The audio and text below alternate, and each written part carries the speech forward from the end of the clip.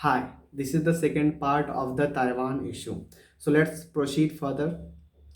What we see that the Sun Yat-sen become the first president of the China. But what happened after the some time there is a power struggle which started within the KMT because Sun Yat-sen was not liked by the pro-dynastic and the conservative people of the China. So what we see that there was a person Yang Xinghai become the president of the China with the help and with the support of the Qing dynasty and the conservative people of the China. But what we after the some time the Chinese people had realized that this president is acting like the monarch, and that's why the perception of people has started to change toward the president. And at the same time there was a person Chiang Kai-shek, and remember that the Chiang Kai-shek was the real hero of the Chinese history, and the Chiang Kai-shek became the president of the China in 1915. And remember that when the Chiang Kai-shek became the president of the China, at that time there was no anyone who can compete with the Chiang Kai-shek. Because of that reason, Chiang Kai-shek got absolute power. And what we see after the some time, the peasants were under distress. The economical development was not taking place. There were a lot of corruption within the KMT rule, and it was the beginning of the Communist Party of the China. And remember that the Communist Party of the China was also influenced by the Russian Revolution. Why? Because Russian Revolution happened in the 1917, and remember that the Russian Revolution took place into two phases. In first phase, February 1917, Tsar was overthrown by the Russian people, and the Russian people formed a democratic government. But in October 1917, the democratic government was also overthrown by the Communist Party. And this Communist Party formed USSR in 1922. So that's why CPC CPC was also influenced by the Russian Revolution because there was the domination of the Communist Party in the Russia. So remember ki what was the reason that the Communist Party evolved in the China. Remember, the peasant were under distress. The economical development was not taking place and not happening, and there were a lot of corruption within the KMT rule. And remember that the CPC was evolving under the leadership of the Mao Zedong. And remember, the Mao Zedong was very smart. Even if the Mao Zedong changed the definition of the socialism, let's see ki how. See, if Marx talk about the worker, what the Marx says that the worker of the world will unite and there will be proletarian revolution and that will lead to the socialism. Proletarian means the working class people and working class section.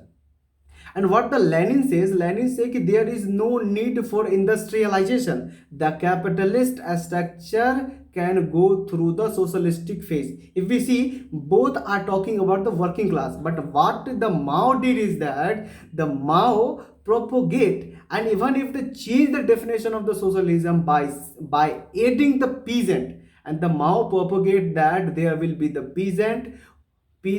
there will be the peasant who is going to overthrow the KMT government because of repressive laws, and it was the beginning of the civil war in the China. Remember that the civil war that took place in the China, it was also in the two phase. First phase of the civil war started from 1927, and remember that in the first phase KMT was dominating in the China. All the power, all the authorization and all the post that was under the control of the KMT. But one thing that was not under the control of the KMT, that was the South China. Why? Because the South China was dominating by the peasant, and Mao Zedong was the leader of the peasant. Because of this reason that the KMT was not in position to control the South China. And what the Mao did is that the Mao started a march from South China to the North China in order to preserve its the party and the legacy.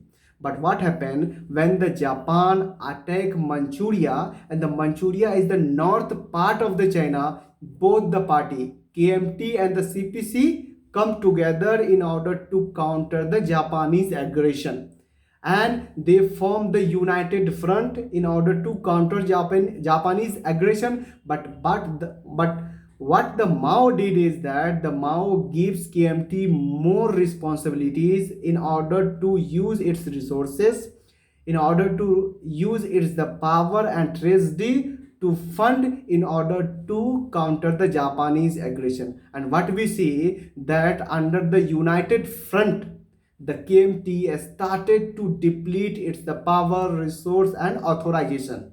And what happened when the Japan surrender after the Hiroshima and Nagasaki nuclear bomb, that the USSR has started to support the CPC because of the same ideology. And once the USSR has started to supporting with the help of the arms and immunizations, then what we see that the Red Army of the CPC has started to march all mainland of China and push the KMT government and the non-communist people into the Taiwan. And by the end of the December 1949, the most of the China was captured by the Communist Party. And what we see that from here now onward, what we see that the one China two government. How we can say two government? Because who was the real government? Real government was the KMT government. But when the Mao was able to push the KMT government and the non-communist people into the Taiwan, he proclaimed China as People's Republic of China, and he became the president of the China. And the Chiang Kai-shek was saying that we are the real government of the China, and they are saying about the CPC government, and they consider the China mainland of the China as a rogue nation. What they say ki China is a rogue nation. What is a rogue nation? Rogue nation means the nation that is not recognized by the world. And the China was a rogue nation till 1917. So the next part of this video will come soon, and thanks for watching.